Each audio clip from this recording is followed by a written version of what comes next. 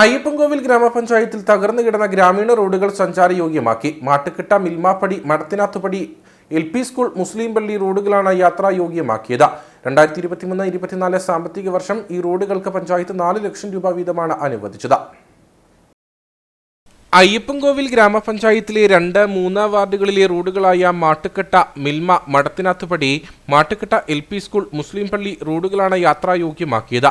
നാളുകളായി ഈ പാത യാത്രായോഗ്യമല്ലാതെ കിടക്കുകയായിരുന്നു. ഇതേ തുടർന്ന് കഴിഞ്ഞ ബജറ്റിൽ റോഡുകളുടെ അറ്റകുറ്റപ്പണിക്ക് 4 ലക്ഷം രൂപ വീതം ഭരണസമിതി ഉൾപ്പെടുത്തി. ജനങ്ങളുടെ ഏറ്റവും പരാതി ഉയർന്നിരുന്ന ഒരു റോഡായിരുന്നു മാട്ടുകെട്ട മിൽമ സൊസൈറ്റിയുടെ അവിടുന്ന് പട്ടോടിപ്പടിയിലേക്ക് പോകുന്ന റോഡ്. അത് ജനങ്ങളുടെ ഏറ്റവും അത്യാവശ്യമായ കാര്യമായി പരിഗണിച്ചുകൊണ്ട് പഞ്ചായത്ത് അതിൻ്റെ ടാറിംഗ് ജോലികൾ ഇന്ന് പൂർത്തീകരിക്കുകയാണ്.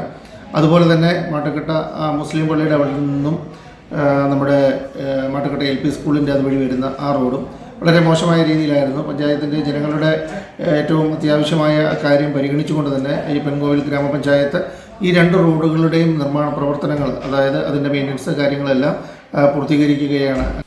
റോഡിന്റെ അറ്റകുറ്റപ്പണിക്ക് കരാർ നൽകിയെങ്കിലും യഥാസമയം നിർമ്മാണ ജോലികൾ ഏറ്റെടുക്കാൻ കരാറുകാർ തയ്യാറാകാതെ വന്നതാണ് നിർമ്മാണ പ്രവർത്തനത്തിന് കാലതാമസം നേരിട്ടത്. റോഡിന്റെ ബാക്കിയുള്ള ഭാഗം കൂടി സഞ്ചാരയോഗ്യമാക്കാൻ നടപടി സ്വീകരിക്കുമെന്ന് ഗ്രാമപഞ്ചായത്ത് അധികൃതർ അറിയിച്ചു.